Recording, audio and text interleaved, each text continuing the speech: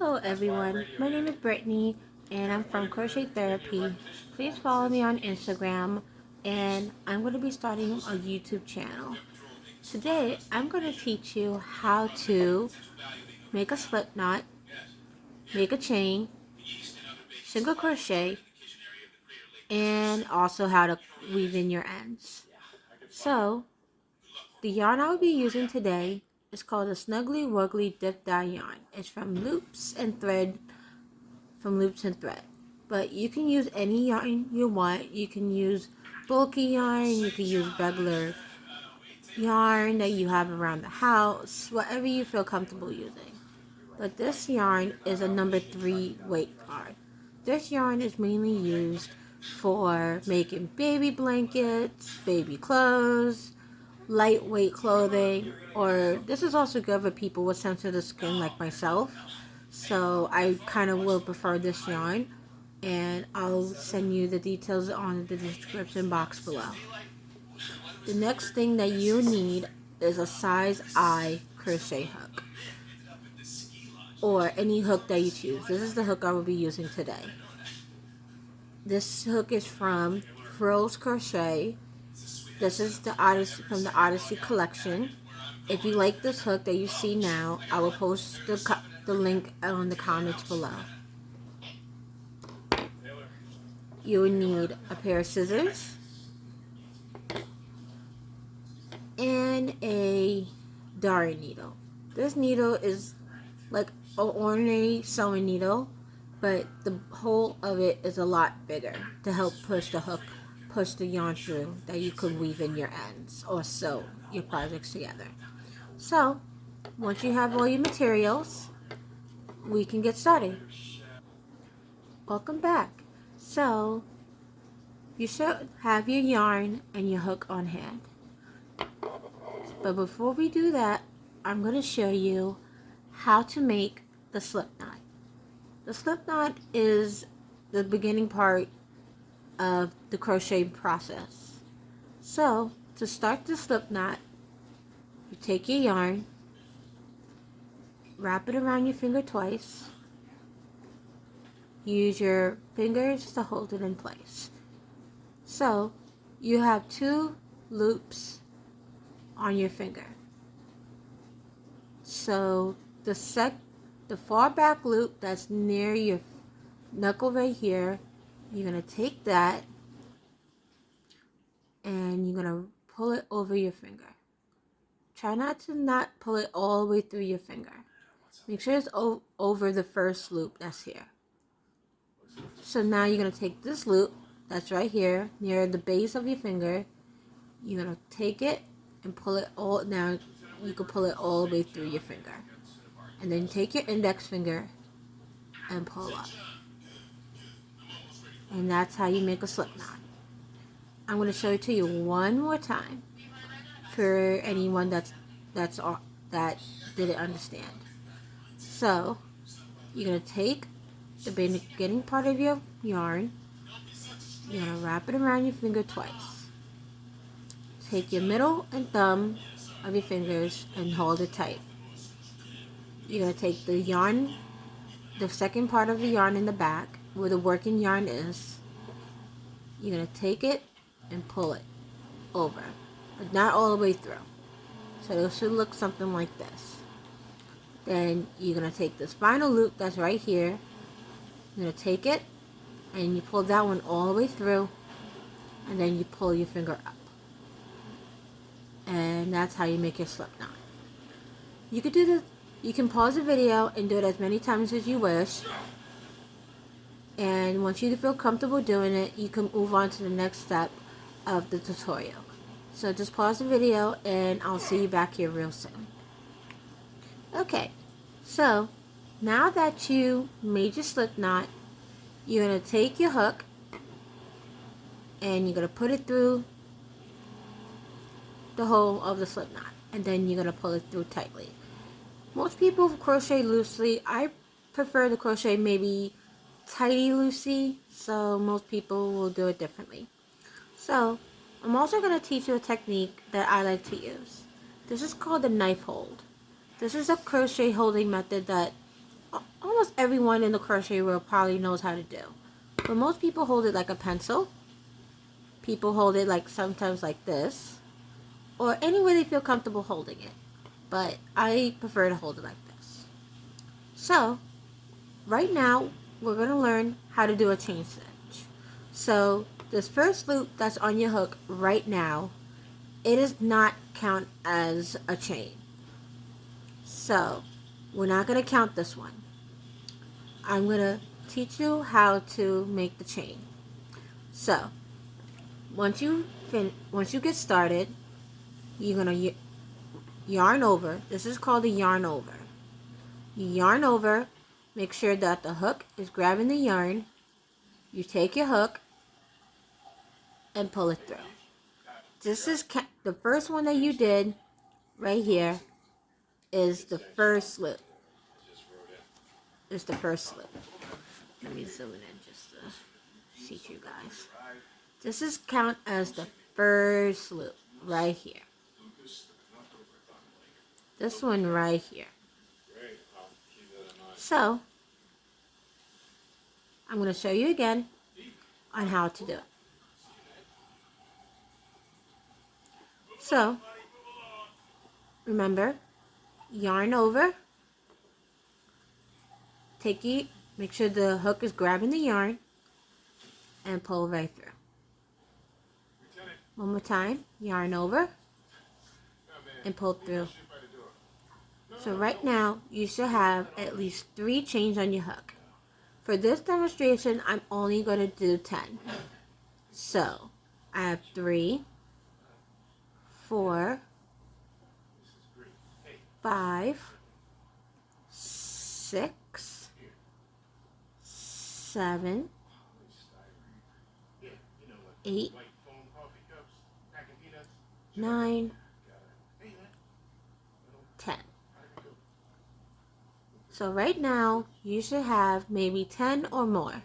But if you feel uncomfortable right now of doing 10, you can do maybe less if you like. Or what you can do is just keep practicing. You can pause the video right here, and then you can practice chaining. Once you feel comfortable, you could chain as many times as you want. But for right now, for this demonstration, I'm only going to do 10. So pause the video, and I'll check back with you later. Welcome back. So, right now, you should have maybe 10 or more chains on your hook. For this demonstration, I'm only going to do 10.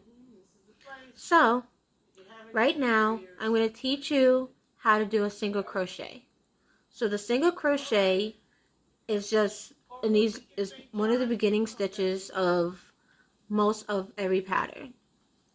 But in United States term, this is the single. In the UK, it's called a double. It's called a double. But I'm only going to use US terms.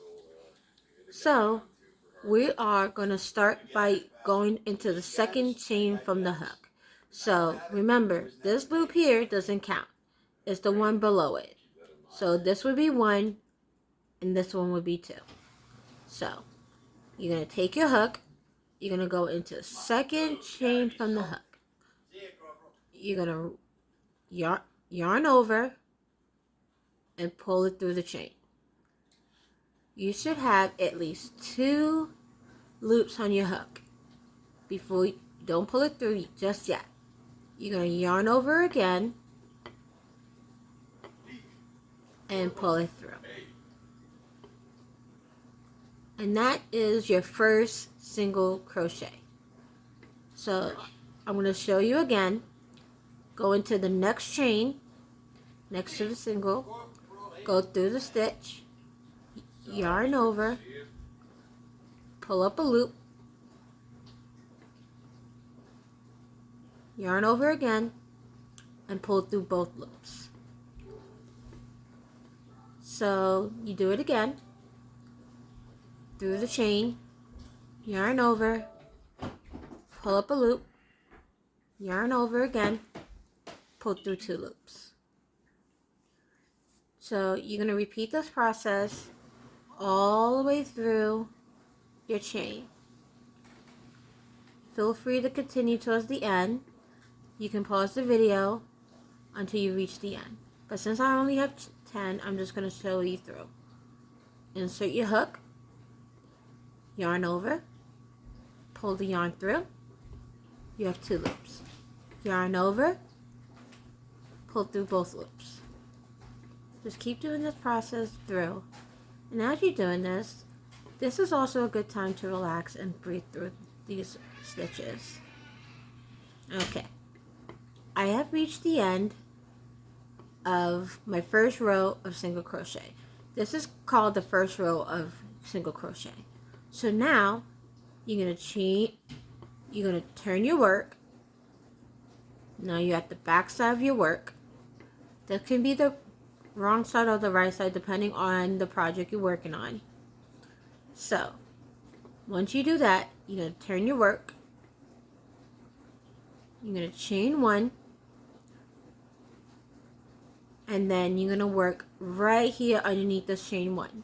So the chain 1 is called a turning chain. Depending on how many chains that the project wants you to do, sometimes it will be counted as a stitch. So if this was counted as a stitch, you'll skip this one here and move on to the next stitch, which is here. But for right now, we're not going to count this chain 1 stitch that we did as a stitch. So we're going to repeat the process again. You're going to insert your hook into the first stitch, yarn over, pull through. So you have 2 loops, yarn over, and pull through. So you move on to the next stitch, yarn over, go through the stitch, yarn over, pull up a loop, yarn over again, and pull through 2. So you're going to repeat this process again, and that would be the end of round 2. So feel free to pause the video, and you can do as many rows as you like. But for this demonstration, I am only going to do 10 rows of single crochet. So you can pause the video and work on your single crochet stitches, and then we'll get back to this later. So we'll come back real soon, okay? Welcome back. So right now you should have maybe 9 rows already completed. I'm on the last row of single crochet. So remember that you are going to insert your hook into the stitch, yarn over, pull through, yarn over, and pull through. So you're going to continue doing this throughout the last row of your work. And I'm going to teach you how to weave in your ends and how to fasten on. So we're at the end of our project. This is 10 rows of single crochet. So this will be a 10 by 10 square. So I'm going to teach you how to fasten off and weave in your ends. So once you finish your work, you're going to do a chain 1, pull up a loop all the way until you have this long hole for the yarn. Then you're going to take your scissors and you're going to clip the end. Maybe about right here, or anyhow long, depending on how long the tail needs to be. And you're going to take your hook and pull it through. And then you're going to take this and pull. This will create a little knot in your work to prevent it from unraveling. So now I'm going to teach you how to weave in your ends. So you're going to take your needle. This is called a darning needle. I'll post a link to any darning needle in the description box below. So you're going to take your tail you're gonna take your yarn of the tail and put it through the darn needle. And make sure that you get it all the way through so that it doesn't pull the loose strands on the tip of your tail. So, once you have that done, you're going to take your needle, and I'm going to zoom in that you can see. So, you see these little lines that's right here? These are all the stitches that you have worked. So, what we're going to do is you're going to take your needle and you're going to go through these stitches. Try to go as maybe 4 to 5 stitches that you can, so that your work is completely secure, because you don't want this to come undone and then you have loose strands in your work. And especially if you want to give this as a gift for like a person, you don't want that to happen. So once you do that, you're going to go through the end like that. So we're going to do this a few more times. So you're going to go to like maybe the next row, or the next row of your work, and then you're going to take that and go through the stitch and then pull it through.